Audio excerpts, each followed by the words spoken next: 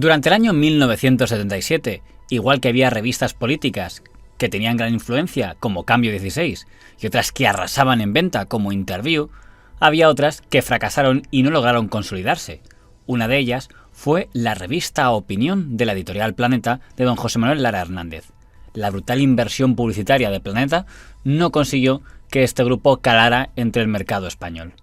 Don José Manuel Lara Hernández presidía el Grupo Planeta, el mayor grupo editorial de libros en España, así como era propietario del Club de Fútbol Español. En 1976, el señor Lara, que se reconocía franquista, decidió que quería que Planeta entrara en el mundo de los medios de comunicación, fundando una revista de información política, Opinión. El director de la revista sería el mallorquín don Antonio Alemánidez Callar y el columnista estrella don Ricardo de la Cierva. Opinión se anunció con un gran despliegue de spots.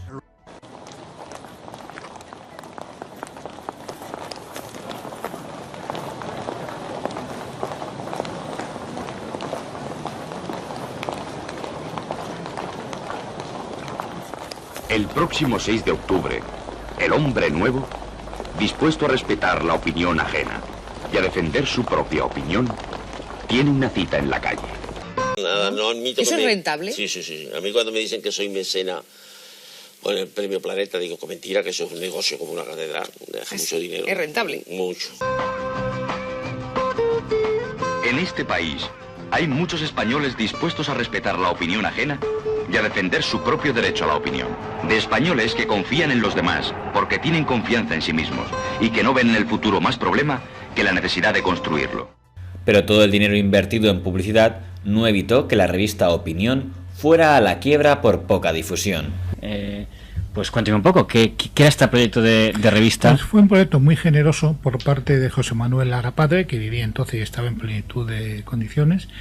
Ya hemos dicho que en el año 76, 75, y sobre todo 76 estableció la libertad de prensa, en el año 76 nace el diario El País, 76 nace el diario 16, nace también la revista Interview y José Manuel Lara pues funda la revista Opinión, que es una revista política para competir fundamentalmente con Cambio 16. ¿Por qué Opinión no prosperó? Bueno, cada cual puede tener la opinión que quiera. La opinión mía es que, mi opinión es que no prosperó porque no apostó por la línea corriente principal que había en ese momento la sociedad española, que era la reforma. Si la Opinión tenía que haber sido una revista manifiestamente identificada con la reforma política que emprendía Adolfo Suárez. En lugar de eso, pues se dedicó pues a una especie como no de imparcialidad, sino de indefinición. Yo me acuerdo con el referéndum de la reforma política, que fue en diciembre de 1976, la portada que sacábamos Opinión era un individuo ante tres caminos y decía, ¿qué hacer? Es decir, dando a entender que daba igual votar sí que votar no, que no votar. Es decir, hombre, no. La inmensa mayoría de los españoles, 70 y tantos %, casi el 80% de la ciudadanía, participó en el referéndum de la reforma política y además votó que sí el 90 y tantos %. Por lo tanto, si uno quiere identificarse con la corriente de opinión que existía en la sociedad española, había que apostar claramente por la reforma política y por el sí, no por la indefinición. El primer intento de Planeta de entrar en medios de comunicación había sido un fracaso. Habrían de pasar más de 25 años para que el Grupo Planeta pudiera consolidarse en el sector de los medios de comunicación. Otro fracaso relevante fue la revista Reporter de don Antonio García Trevijano, que tras fracasar en su intento de hacer carrera política aliado al Partido Comunista y al PSOE en Coordinación Democrática, trató de hacerlo a través de los medios de comunicación.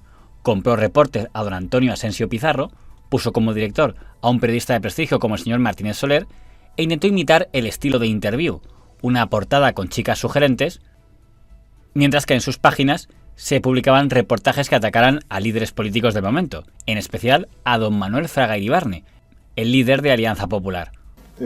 Antonio Jiménez Blanco, que la considera, acepta la definición que he dado de democracia, pero que la considera demasiado formal, es decir, demasiado mínima, tiene que haber algo más. Pues bien, yo quiero decir clara, netamente, que esas tres notas de democracia formalmente mínima e indispensable no se han cumplido ninguna de las tres en España. Y por tanto yo no considero al Estado actual español un Estado democrático. No es un Estado que haya ido acumulando las nuevas funciones del Estado moderno en un régimen de libertades como ha pasado en Europa. Así, la diferencia entre el Estado liberal del siglo XIX y el Estado democrático de hoy en Europa es abismal. En sus páginas se publicaban reportajes que atacaran a líderes políticos del momento, en especial a don Manuel Fraga Iribarne, el líder de Alianza Popular. Lo mismo que habían hecho, a fin de cuentas, Cambio 16 e Interview. Era un ricachón.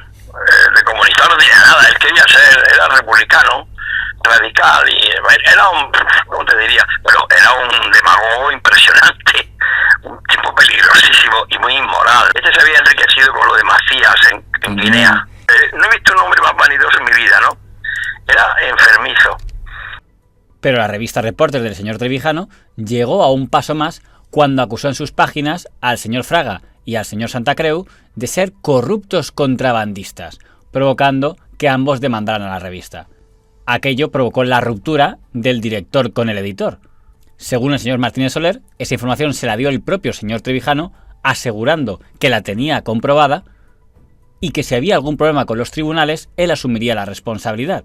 Pero cuando llegó el momento de los tribunales, el señor Trevijano responsabilizó de todo al director, al señor Martínez Soler, causando un pleito entre ambos. Y un día me vine con un reportaje que era interesante, y digo, pues este es interesante, sobre Santa Creu. Dije, mira lo que te he comprado, te va a encantar y tal. Entonces lo empiezo a leer, digo, mira, aquí hay unas acusaciones sin datos. O sea, tú no puedes decir que Fraga es un corrupto porque recibe donativos de este que tú dices que es corrupto, pero tienes que demostrarlo, ¿no? Algún dato, ¿no? Alguna sentencia, alguna persecución, algún expediente, no sé, algún documento. Total, que dice, no, eso está todo comprobado. Pero vamos a ver, ¿y quién es el autor? Para que cuando Fraga ponga una querella, saber quién es el autor, para que se haga responsable de lo que dice aquí, porque son calumnias. Si no hay un autor que se haga responsable de esto, no se publica. Yo anónimo no publico. Total, que dice, bueno, pues te digo una cosa, el autor soy yo. Inmediatamente Fraga puso la querella, claro, que era mentira o lo que fuera, no había datos. Y le digo, oye, viene esta querella que viene contra mí porque soy el director y es un seudónimo el que lo firma. Que sepas que eres tú el autor. Yo el autor, ni hablar, me dice. Nunca te he dicho yo que fuera el autor, pero me lo ha dicho clarísimamente, si no jamás hubiera publicado yo un anónimo. Y era muy listo, pero muy peligroso, ¿no? Porque mentía muchísimo. El hecho es que la revista Reporter, al igual que la revista Opinión, no consiguió calar en el mercado español y desapareció a principios del año siguiente.